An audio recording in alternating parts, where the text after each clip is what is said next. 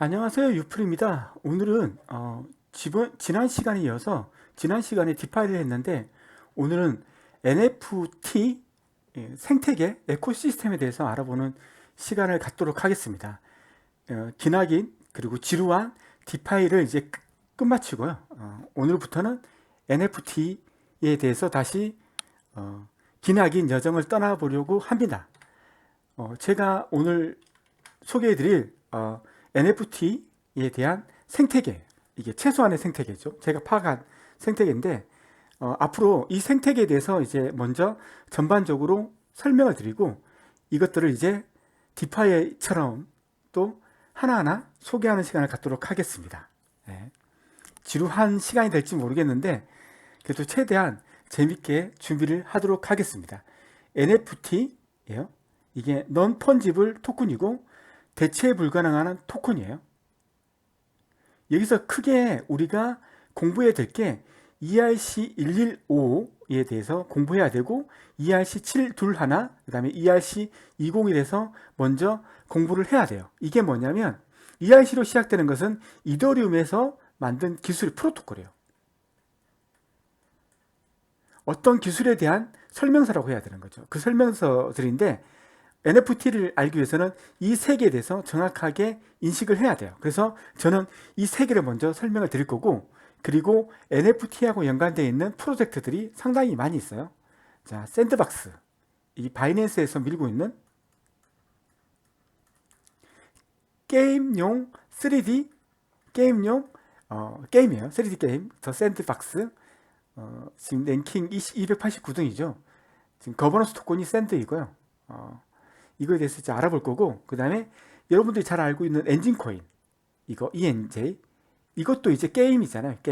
게임하고 연관되어 있는 건데, 주로 이제 게임하고 연관되어 있는 게 더 샌드박스하고 엔진코인, 그 다음에 디센트럴랜드 마나. 얘 같은 경우는 땅을 파는 거죠. 땅을 파는 거예요. 땅 팔고, 그 다음에 땅을 팔고, 옷 같은 거, 웨어러블, 사람 몸에 있는 것들, 옷, 신발, 안경, 모자, 머리, 이런 것들을 파는 거잖아요. 샌드박스하고 디센트럴랜드하고 동일한 점은 뭐냐면 땅을 판매한다는 겁니다. 땅을 파는 거죠. 땅을 팔고, 얘는 게임 같은 데서 들어오는 무기 아이템이라든지 각가지 게임에서 생성되는 모든 아이템들을 판매하는 거죠. 얘는 땅하고 웨어러블, 우리 사람 몸에 착용할 수 있는 그것들 파는 거고, 그 다음에 얘 같은 경우는 게임도 있고, 그 다음에 우리가 실제로 이제 가상 공간에 나이키도 그 매점도 입점할 수 있고, 상당히 폭넓게 입점할 수 있다는 거죠. 나이키 우리가 유명한 상품 같은 메이커들이 여기에 들어서 자기들의 상품을 판매할 수 있어요. 근데 얘는 뭐다? 땅하고 뭐하고 게임에 관련된 아이템들, 무기 아이템들, 이런 것들 판매하는 거죠. 엔진 코인은 말 그대로 게임이에요. 얘는 게임 아이템들을 파는 거죠. 예. 근데 틀린 점은 뭐다? 얘는 땅은 판매하지 않는다. 이렇게 구분하시면 돼요. 그래서 가장 광범위한 세계관, 우리 현실 세계를 그대로 반영한 게 디센트럴랜드예요. 여기에는 게임도 포함되어 있기 때문에. 그 다음에 얘 같은 경우는 샌드박스 같은 경우는 얘는 게임에 특화된 가상현실이에요. 블록체인을 쓰는 거죠. 블록체인. 예. 근데 얘는 더불어서 땅도 판다. 아주 머리가 좋죠. 아주 머리가 좋은 거예요. 땅이라는 것을 디지털에서 만들어서 그걸 판매하는 거예요. 사람들 그건 사고 있는 거고, 얘들은 이제 땅은 판매하지 않는다. 단지 게임 아이템들을 어느 게임에서든지 그 게임 아이템을 주고 팔 수 있는 그런 시스템을 제공하는 거죠. 이 세계에 대해서 알아볼 건데, 제가 디센트럴랜드에 대해서는 엄청나게 많이 동영상을 찍었어요. 그래서 이거에 대해서는 이제 더 이상 찍지 않을 거예요. 만약 디센트럴랜드가 어떤 건지 알고 싶다, 그러면 제가 찍은 이전 동영상을 보시면 돼요. 그래서 이번에 할 건, 가장 주력으로 볼 건 더 샌드박스, 그리고 엔진코인, 시점은 NFT 시점으로 볼 거예요. 예. 자, 그리고 하나 더는 뭐냐면 밈이라고, 이거 밈이라고 발음하는데, 이게 랭킹 452인데 얘가 요즘에 뜨고 있죠. 얘는 어떤 건지도 제가 보여드릴 건데, 한정판 디지털 그림이죠. 그 그림을 한정판으로 판매해요. 어떤 그림을 그렸는데 그걸 10개만 판매하는 거죠. 근데 얘가 어떤 걸 도입했냐면 파밍이라는 걸 도입했어요. 그래서 한정판 NFT 채굴해요. 그러니까 이걸 판매를 하는데 10개를 판매하는데 어떻게 파밍을 하는 거죠. 자기의 토큰인 밈 토큰을 스테이킹 하는 거죠. 스테이킹 하면 파인애플이라는 자기들이 만든 가상의 그 코인이 생기는데 그 코인이 모이면 그 코인을 가지고 이 한정판 이걸 살 수 있는 거예요. 그리고 두 번째는 뭐냐면 LP 제네시스라는 게 있어요. 이것도 이제 디파짓 하는 거, 예금하는 거죠. 지금 지원하고 있는 것은 유니스왑을 지원하고 있어요. 그래서 유니스왑을 통해서 얘가 유니스왑에서 발행한 LP 토큰을 가지고 스테이킹 하는 거죠. LP 토큰을 스테이킹하고 그걸 가지고 이 한정판 디지털 그 픽처를 살 수 있다는 거죠. 독특한 건데 이거에 대해서도 제가 이제 자세하게 어떤 논리로 그렇게 하고 있는지 설명드릴 거예요. 그리고 지금 이거에 대해서 자세히 또 설명드릴 거고 그 다음에 아베라는 디파이 그 덱스가 있죠. 덱스가 있는데 아베라는 곳이 있는데 얘들이 독특하게 디센트럴랜드하고 엔진 코인을 디파짓 할 수 있도록 만들어 놨어요. 그리고 얘들이 엔진 코인이 처음에 여기에 이 상품군에 들어갔을 때 이 사람들하고 엔진 코인이 미팅을 했는데 그때 어떤 사람들이 물어봤죠. 아베 쪽 사람들한테 너희들은 앞으로 NFT를 담보로 잡을 생각이 있느냐고 물어봤는데 이 사람들이 얘기하기로 우리는 아주 흥미롭게 그걸 준비하고 있다라고 얘기를 했어요. 그래서 이건 10중 8구 어떻게 될 거냐면 지금은 ERC20 토큰들 우리 그 이더리움 진영에서 ERC20 토큰들 이것만 가지고 담보로 인정하는데 이제 앞으로는 어떻게 될 거다? NFT 토큰들이 담보로서 인정이 될 날이 머지 않았다는 거예요. 즉 말하면 여러분들이 가지고 있는 게임 아이템들, 무기 아이템들 이것들을 담보로 잡히고 스테이블 코인을 빌릴 수 있다는 말이에요. 엔진 코인도 마찬가지고 그 다음에 샌드박스에 있는 땅을 여러분들이 담보로 맡기고 담보 맡고 대출 받을 수 있다는 거죠. 스테이블 코인을 대출 받을 수 있는 거고 대출 받지 않더라도 여러분들이 가지고 있는 이 아이템들을 팔고 싶지 않잖아요. 내가 팔기 싫어. 근데 나한테 돈이 필요해. 그럼 어떻게 하겠어요? 아베 같은 덱스에 내 걸 담보로 맡기고 이자를 받아서 뭘 살 수도 있는 거고 아니면 이걸 팔 건 아닌데 이자를 받고 싶어. 그럼 여기에 담보로 맡기고 이자를 매달 챙길 수 있는 거고. 맞죠? 그런 식으로 해서 여러분들이 이런 게임 아이템들을 활용할 수 있는 길이 앞으로는 곧 열릴 것이다. 그래서 지금은 ERC20이 담보로 잡혀서 ERC20 토큰들이 상당히 많은 거품이 일어났고 가격이 펌핑됐는데 앞으로는 NFT 계열들의 코인들이 펌핑될 확률이 높다. 이 말씀 드리고 싶은데 그리고 제 말을 100% 듣지 말아야 될 게 저는 투자에 대해서는 잘 몰라요. 단지 제가 분석을 하다 보니 앞으로는 NFT가 대세가 될 거고 그러다 보면 가격이 좀 뛰지 않을까라는 기술적 분석의 바탕으로 얘기하는 거기 때문에 제 말을 너무 믿지 마시고 그냥 한 번 더 여러분들이 돌다리도 두드려 본다는 심정으로 한 번 더 조사해 보시길 바라겠습니다. 예. 그리고 여기에 보면 IPFS를 왜 이렇게 했느냐면 이게 연관이 돼 있어. ERC7이라고 연관되어 있어서 자 이것들을 지금은 전반적으로 제가 이것들을 다 얘기한 거고 이제 하나하나씩 제가 소개를 드릴게요. 간단하게. 그리고 이 이오스를 예로 든 건 뭐냐면 자 이건 이더리움 진영인데 이더리움 진영에서는 NFT에 관련돼서 기술적인 토대를 마련했다. 그 기술적 토대가 뭐다? ERC721 그 다음에 ERC1155 이 두 개에 대한 프로토콜을 이미 완성시켰고 이제 이게 현실 세계 투자 세계에 바로 반영될 수 있는 기술적 토대를 이미 다 끝냈다라는 걸 말씀드리는 거고 자 이오스 같은 경우에도 뭐 하고 있다? D굿이라는 거하고 심플 어셋이 NFT 관련되어 있는 기술이에요. 이 기술들을 지금 연마하고 있다. 개발하고 있다라는 거죠. 제가 만약 시간이 된다면 이오스가 어떻게 NFT를 구성하고 있는지, 기술적인 백그라운드를 어떻게 구성하고 있는지도 설명드릴 거고, 만약 제가 FT에 대해서 이렇게 여러분들한테 설명을 드렸는데 별로 여러분들이 이거에 대해서 관심이 없어, 그러면 이거에 대한 설명을 하지 않을 생각이에요. 왜냐하면 관심이 없는 걸 저도 하고 싶은 생각이 별로 없기 때문에 그랬거든요. 자, 그래서 이제 하나하나씩 이제 자세히 설명드리도록 하죠. 자, 또 샌드박스에 대해서 한번 간단하게 어떤 건지에 대해서 한번 설명을 드릴게요. 자, 어떤 건지 이거에 대해서 한번 설명을 드리죠. 다음 시간에 더 자세히 설명하고 오늘은 아주 맛배기만 보여드리는 걸로 하겠습니다. 오늘 그래서 좀 빨리 끝냈으면 좋겠어요. 저도 30분을 넘지 않았으면 좋겠어요. 네. 자, 이게 뭐냐면 오픈C라고 이더리움 계열의 NFT 토큰들을 판매하는 토탈 사이트예요. 그래서 여기서 이제 우리가 뭐 할 거냐면 더 샌드박스를 치는 거죠. 더 샌드박스. 샌드박스 하면 이 샌드박스가 나오죠. 그럼 얘들이 어떤 걸 판매하고 있는지를 우리가 볼 수 있는 거죠. 자, 뜨는데 속도가 좀 많이 느려요. 여기가 사람들이 많이 쓰는 것 같아요. 네. 싱글 아이템하고 번들이 있는데 뜨는데 많이 시간이 걸리네요. 제가 미리 띄워 놓을 건데 죄송하게 생각합니다. 준비성이 좀 있어야 되는 건데, 자, 이런 걸 판매하는 거죠. 이 게임 아이템들 이런 것들 판매하는 거예요. 뭐 가격이 무지 비싸죠. 이더리움 가격이 있죠. 이게 이런 뭐 별 이상한 것도 다 팔아요. 예.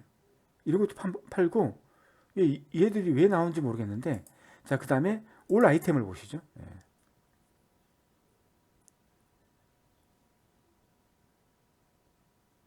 확실히 사람들이 많이 사용해서 그런지 속도가 많이 느린 것 같아요.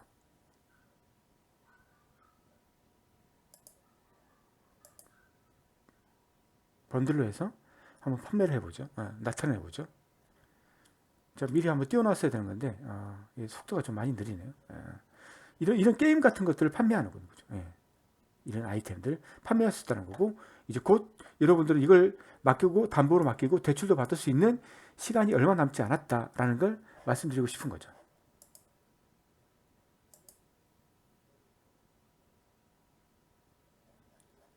이렇게 하면 땅도 팔 수 있는데 지금 여기에는 땅이 잘 보이지 않네요. 이런 것들 판매할 수 있다는 거죠. 상당히 많은 아이템들이 있는데 그러면 여기를 보지 말고 샌드박스에 가서 한번 봤으면 좋겠어요. 제가 준비한 게 이것들인데 이것들을 좀 빨리 끝내놓고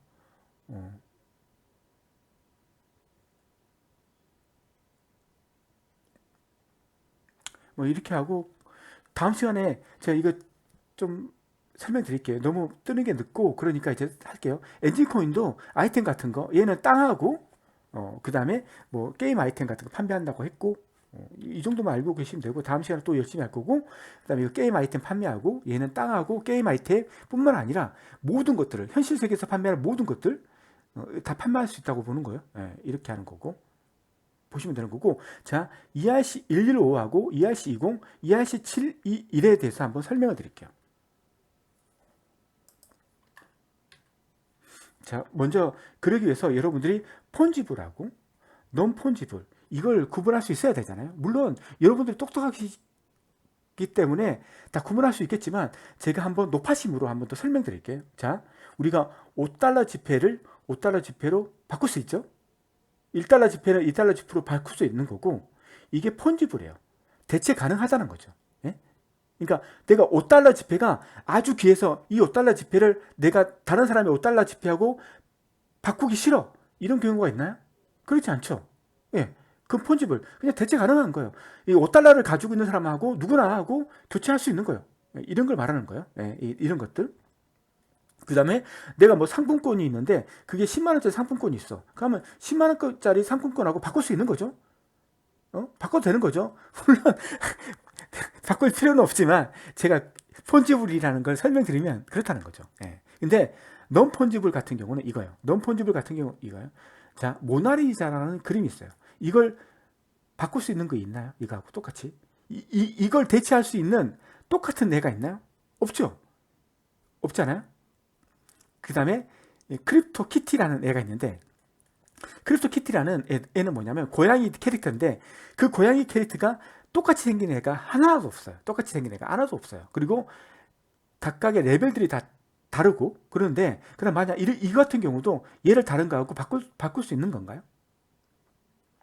얘는 대체 불가능이죠. 얘도 대체 불가능. 이게 이제 non-fungible 거예요. 대체 불가능하다는 거죠. 그래서 항공사 포인트, 내가 가지고 있는 포인트를 다른 사람이 가지고 있는 항공사 포인트하고 맞바꿔 줄 수 있나요? 물론 가격이 똑같거나 아니면 그 똑같은 가격으로 판단하면 맞바꿔 칠 수 있는 거죠. 뭐 사람에 따라 틀릴 수 있는데, 이런 경우, 이런 것은 대체 불가능한 거죠. 게임 내 통화, 게임 내 내가 가지고 있는 그 아이템들, 이거 다른 아이템하고 바꿀 수 있는 건가요? 물론 뭐 총알 같은 거라든가 이런 거 바꿀 수 있는데, 자기만 가지고 있는 그 게임 아이템은 바꿀 수 없어요. 맞죠? 그건 이제 대체 불가능하다는 거죠. 그래서 대체 불가능한 것들은 값어치가 있는 거죠. 도메인 이름, 나의 도메인, 다음의 도메인은 다음만 가지고 있어요. 이런 것들, 이벤트 티켓, 이런 것들, 게임 내 아이템, 이런 것들은 non-fungible이라고 하는 거죠. 근데 사람마다 기준이 있어서 어떤 사람은 이걸 fungible, 교환할 수 있는 사람이 있고, 어떤 사람은 똑같은 그 조건인데 얘는 non-fungible, 교체 불가능하다라고 보는 사람이 있어요. 그런 게 사람의 시각마다 틀린 건데, 이런 거죠. 비즈니스 클래스하고 이코노미 클래스를 바꿀 수 있다? 뭐 보통 뭐 제정신인 사람들은 바꾸치기 안 하죠. 가격이 틀리고, 그 다음에 항공기를 타면 비즈니스 클래스가 얼마나 편리하다는 걸 알고 있는데, 이걸 바꿔치기 하는 사람도 없죠. 그렇지만 어떤 사람은 내가 비즈니스 클래스를 이코노미 클래스하고 바꿔치기 해주는 사람도 있겠죠. 그런 사람 입장에서는 이건 폰지블. 근데 이걸 맞바꿔칠 수 없다, 값어치가 틀리다고 보면 이건 non fungible 이렇게 볼 수 있는 거고, 그 다음에 이거 창가 좌석이 있고 통로 좌석이 있어요. 근데 어떤 사람이 통로 좌석인데 내 창가 좌석하고 바꾸자고 해요. 뭐 어떤 사람은 쿨하게 바꿔줄 수도 있겠지만, 어떤 사람은 절대 안 돼, 난 창가에서 바꿔줄 수 없어, 이런 경우는, 바꿔줄 수 없는 사람은 이건 non fungible인 거고, 바꿔줄 수 있는 사람은 fungible인 거예요. 이건 사람의 관점에 따라 틀릴 수 있다는 거죠. 자, 동전이 있어요. 그리고 같은 500원짜리 동전인데, 이 500원짜리 동전인데 얘는 희귀 동전이야. 그러니까 1980년대 동전이야. 몇 개 없는 동전이야. 이런 경우는 어떤 사람은 이런 경우는 이제 non fungible로 보는 사람도 있고, 뭐 바꿔치기 해주면 이제 fungible로 보는 경우도 있죠. 자, 여러분, 그래서 fungible과 non fungible, 대체가 가능하다, 값어치가 같다고 생각하면 교체를 해주겠죠. 대체를 해주겠죠. 근데 값어치가 틀리다, 이건 교체가 불가능하다, 이건 non fungible. 그래서 돈을 빼고 모든 것들은 non fungible이라고 보시면 되는 거예요. 자, 이렇게 보시면 되는 거고, 자, ERC20과, 자, 돈이 ERC20이에요. 우리가 알고 있는 ERC20은 자, 토큰들이죠. 그리고 그건 다 달러하고 연동되어 있어요. 맞죠? ERC20. 자, ERC7도 하나. 그 애들은 이런 예술 작품들하고 연관되어 있어요. 모나리자, 아니면 크립토 키티, 이런 것들, 옷, 한정판 옷 같은 것들, 한정판 티켓 같은 것들, 이런 것들을 교환할 때는 ERC7둘 하나를 가지고 교환하죠. 지금 제가 말씀하는 E가 뭐예요? 이더리움에서 채택한 어떤 기술적인 프로토콜이에요. 그래서 자, 폰지블 토큰을 교환할 때는 어떤 규칙을 따라야 된다? ERC20에서 정의해 놓은 규칙을 따라야 되고, 이런 non-fungible, 대체가 불가능한 애들을 서로 교환을 하고 싶을 때는 어떻게 한다? ERC7둘 하나의 프로토콜, 규칙에 따라서 교환을 해야 돼요. 자, 근데 아까도 얘기했지만 게임 있잖아요. 게임. 더 샌드박스를 예를 들어보죠. 더 샌드박스를 예를 들어보면, 자, 얘는 게임 아이템을 이제 팔고 싶어요, 제가. 그래서 저는 이걸 이도로 팔고 싶어요. 자, 이러면 지금 우리가 가지고 있는 ERC20, ERC7둘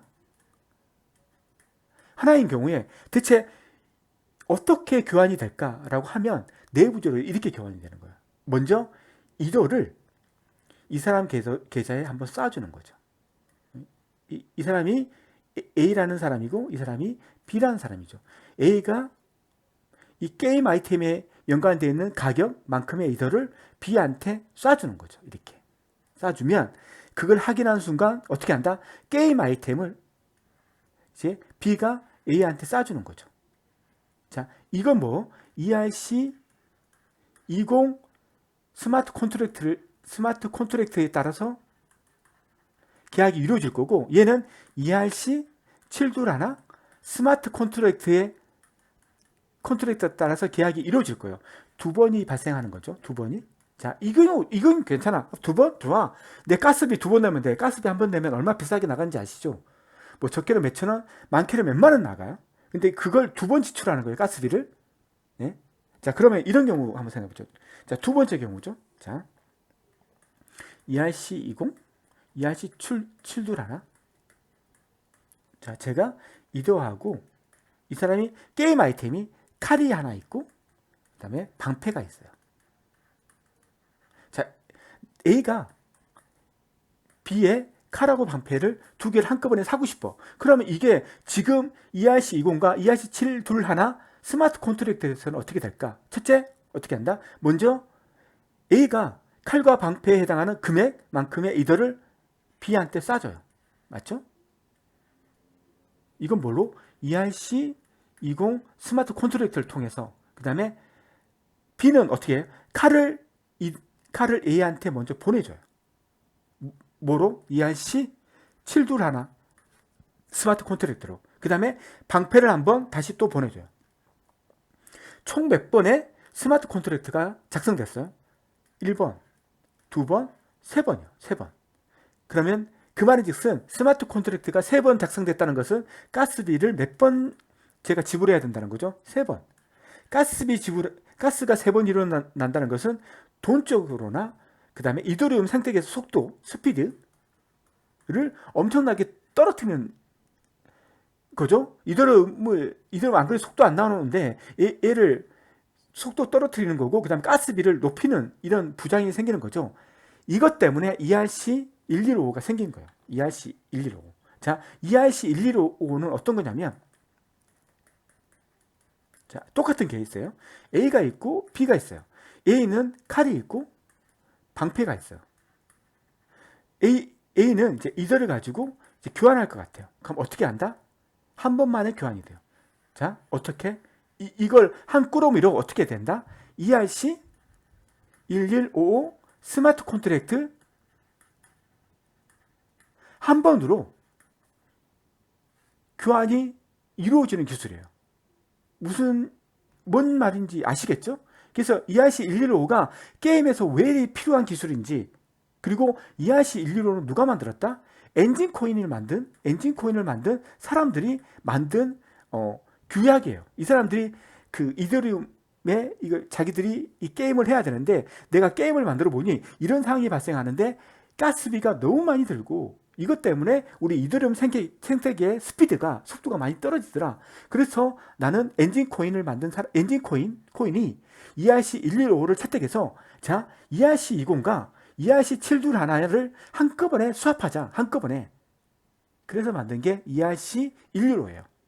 자, 그래서 여러분들 폰지블과 non 폰지블 기억해야 되고, 폰지블은 뭐다? ERC20으로 교환되는 거고, non 폰지블은 뭐다? ERC721로 그 non 폰지블끼리는 ERC721로 교환되고, 그러니까 ERC20 토큰들은, 돈이 되는 토큰들은 ERC20 토큰 규약에 따라서 바뀌는데, 자, ERC20과 ERC721가 교환될 때는 ERC115를 통해서 교환을 시키더라. 이것을 통해서 가스비도 낮추고 속도도 높여주는 일석이조를 가져왔다. 그리고 이걸 제안한 사람과 이 기술을 만든 사람이 누구다? 엔진코인이다 라는 것을 설명드리고, 그래서 그럼 이거에 대한 설명을 이제 마치도록 하고, 자, 밈 토큰에 대해서 다시 한번 설명을 드리죠.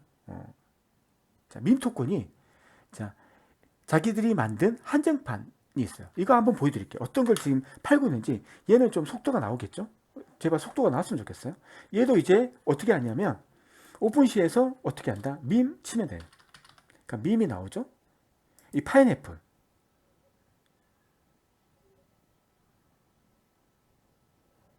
자, 엔터.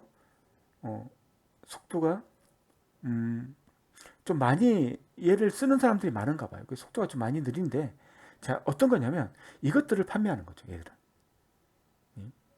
이런 그림들을 판매하는 애요. 근데 한정판으로 10개만 판매해요. 이 그림 10개, 10개 이렇게 한정판으로 파는 거죠. 한정판으로. 근데 이걸 살려면 어떻게 해야 된다? 네가 가지고 있는 밈이라든가 이걸 사기 위해서 어떻게 해야 된다? 어떻게 해야 된다? 네가 가지고 있는 밈을 스테이킹해라. 밈 토큰 어떤 건지 알수? 이걸 사가지고 스테이킹해라. 스테이킹해라. 그러면 내가 뭘 준다? 네가 스테이킹 해줬으니 나는 이자를 주겠다. 일급 파밍 주겠다. 뭐 파인애플이라는 걸 주겠다. 파인애플. 이걸 주면 이게 일정한 액수가 모이면 지금 한정판 저 그림 있지 않느니 네가 사고 싶은 그림을 얘로 살 수 있다. 그래서 네가 밈을 맡겨라. 그래서 지금 이 밈이 ERC7둘 하나에 대한 그 일드 파밍하는 최초의 버전인 거예요. 그래서 밈이 유명한 거예요. 이게 최초. 이때까지 여러분들이 이게 아베라든가 아니면 유니스왑이라든가 여기에 들어가는 모든 토큰들이 뭐예요? ERC20 토큰이었어요. 맞죠? 20 토큰. 뭐 마나라든가 아니면 유니라든가 밈이라든가 이런 ERC20 토큰들만 뭐 했다? 일드 파밍했다. 이자 농사를 했다는 거죠. 이자 농사, 일드 파밍. 근데 최초로 ERC7둘 하나를 얻기 위해서 일드 파밍한 최초의 버전이죠. 좀 웃긴 건데 우리가 원하는 것은 뭐냐면 실제로 ERC7 둘 하나를 맡기고 이제 돈을 임대하는 건데 이제 이건 지금 아직 안 돼 있어요. 이건 곧 아베가 이거에 대해서 상당히 흥미를 가지고 있고 그리고 실제로 디센트럴랜드하고 엔진 코인을 자기들은 지금 그 담보 코인으로 지금 받아들이고 있어요. 그리고 제가 생각했을 때 아베에서 그걸 시험적으로 도입할 것 같아요. 어떤 거 ERC7 둘 하나를 맡기고 스테이블 코인을 대출을 시켜주는 거라든가 아니면 ERC7 둘 하나를 맡기고 예금하고 일드 파밍 이자를 제공한다든가 이걸 해줄 것 같아요. 근데 이건 좀 그거하고 좀 약간 성질이 틀려요. 뭐냐면 밈이라는 걸 맡겨요. 지금 기존하고 똑같죠. 그러면 파인애플 토큰도 있는데 그 토큰 가지고 뭘 산다? ERC7 둘 하나? 그 그림들을 살 수 있다. 이게 조금 좀 변형된 건데 어쨌든 간에 ERC7 둘 하나를 얻기 위해서 일드 파밍하는 최초의 최초의 프로젝트인 거예요. 그래서 이게 상당히 관심이 있는 거예요. 그래서 밈에 대해서 제가 여러분들한테 설명드리는 거고 이걸 뭐 사라고 설명드리는 건 절대 아니다라는 걸 설명해 드리는 거고 그 다음에 밈을 통해서 제네시스 할 수 있는 거고 그 다음에 유니스왑을 통해서 이것을 뭐 한다? 스테이킹. 이건 스테이킹이 아니고 뭐 한다? 디파짓하고 뭘 받는다? 토큰을 받아서 뭘 살 수 있다? ERC7 둘 하나 한정판? 아까 디지털 그림을 살 수 있다. 그러면 대체 얘들이 그 밈에서 받는 유니 V2 LP 토큰은 어떤 토큰이냐? 이거에 대해서 잠깐 설명을 드리면 이거요. 저번에도 설명을 드렸는데 이거죠. 자, 이게 유니스왑에서 하는 거예요. 유니스왑에 풀이 있어요. 풀이. 이게 디파짓을 하죠. 자, 디파짓을 할 때 유니스왑은 쌍으로 디파짓해요. 만약 여러분들이 지금 밈에서 저걸 하고 싶으면 어떻게 해야 된다? 이도 플러스 밈 토큰을 어떻게 한다? 스테이킹 해야 된다. 똑같은 금액으로 동일한 금액으로 풀에 스테이킹을 한다. 맞죠? 예금을 하죠. 그러면 여러분들이 유니 V2 LP 토큰을 받아요. 이걸 예금을 하면 이더하고 밈을 디파짓 하면 유니 V2 LP 토큰을 받죠. 이게 어떤 거냐면 이거요. 이 토큰을 말하는 거예요. 자, 제가 어떤 걸 받느냐면 이게 이렇게 바뀌겠죠. 이더 슬래시 밈 해서 어떻게 한대? 유어 풀 토큰에서 이 LP 토큰이 나오는 거예요. 이게 뭐라고 부른다? 이게 우리가 유니 VT LP 토큰이에요. 이때 주는 거. 그러니까 내가 이것을 디파짓하고 유니스왑에서 자기들이 만든 토큰을 저한테 줘요. 그 토큰. 그게 뭐예요? 유니스왑 V2, 유니 V2예요. 그 이름이 뭐다? 유니 V2 LP 토큰이에요. 어떤 이더하고 밈에 대한 유니 V2 LP 토큰. 이것을 그러니까 유니스왑에서 그 수합을 하고 받은 이걸 뭐 한다?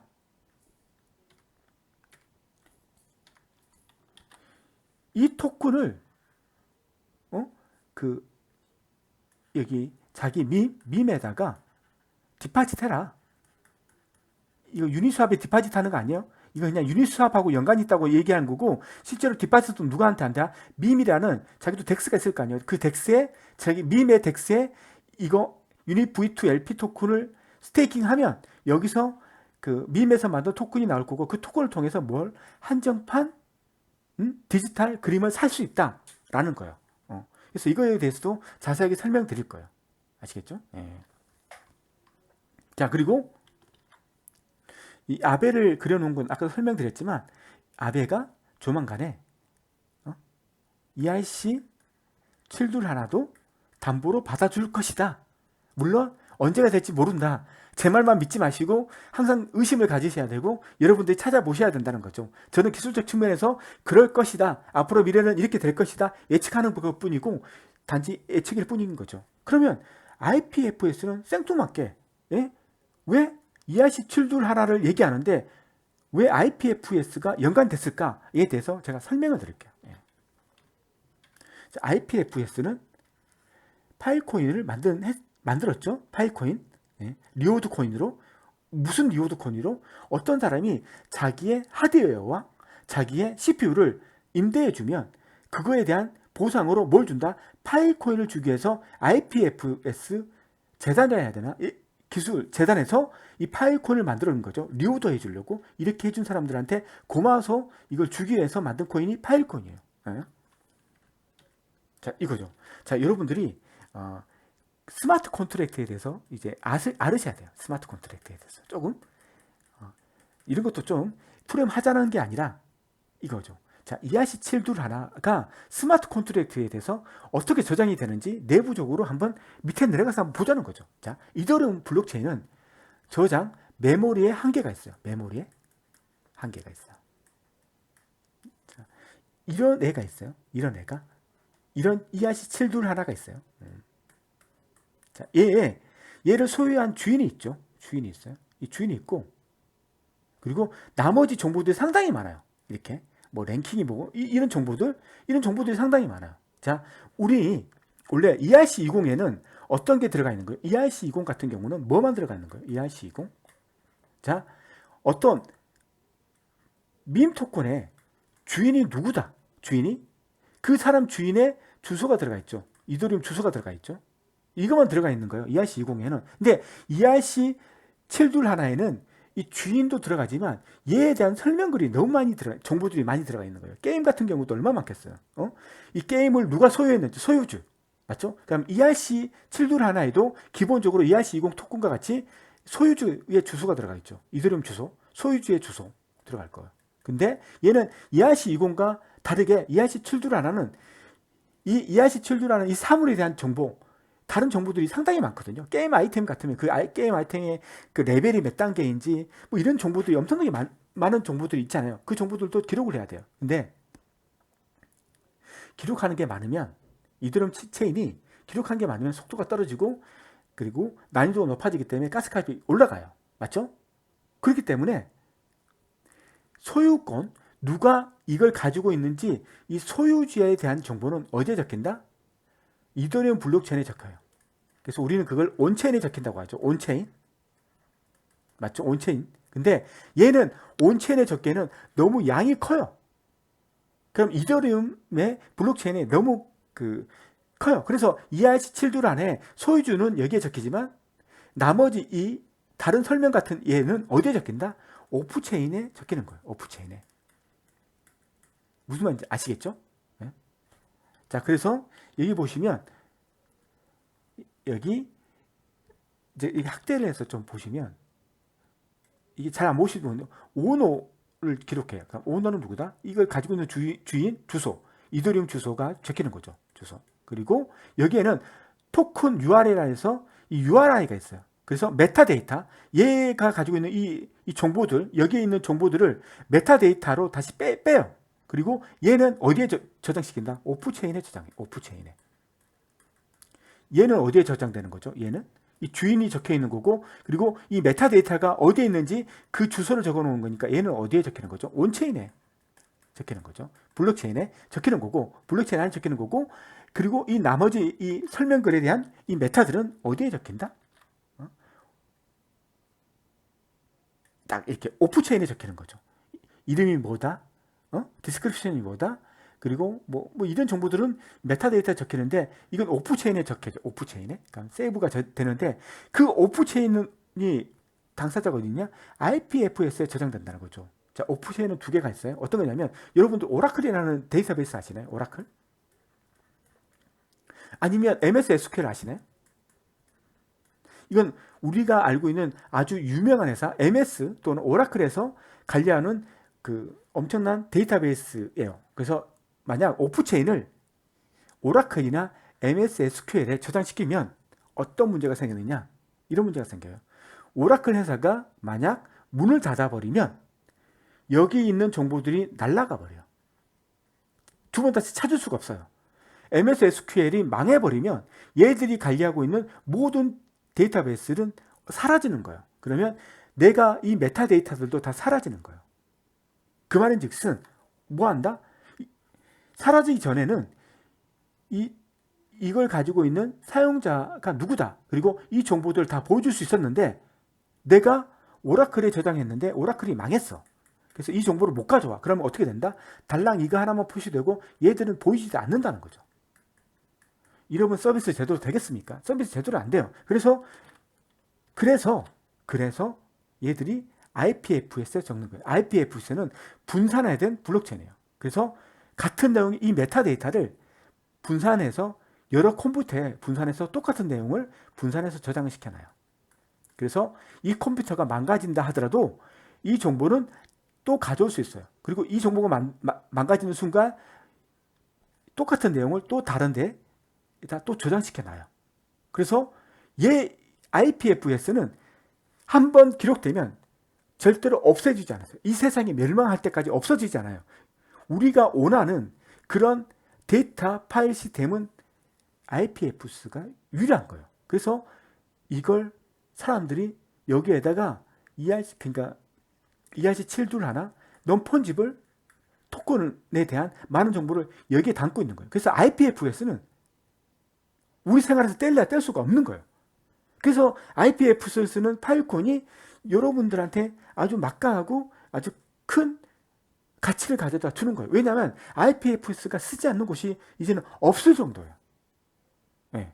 뭐 이런 얘기만 하는 거고 꼭 약 파는 것 같아서 이제 그만두도록 하죠. 자, 오늘은 여기까지 하고 다음 시간부터는 어떻게 한다? 자, 이제 이거 하나하나 세밀하게 들어가서 이게 어떤 건지 알아보는 시간을 갖도록 하겠습니다. 오늘 긴 시간 들어주셔서 감사합니다. 이만 마치겠습니다. 고맙습니다.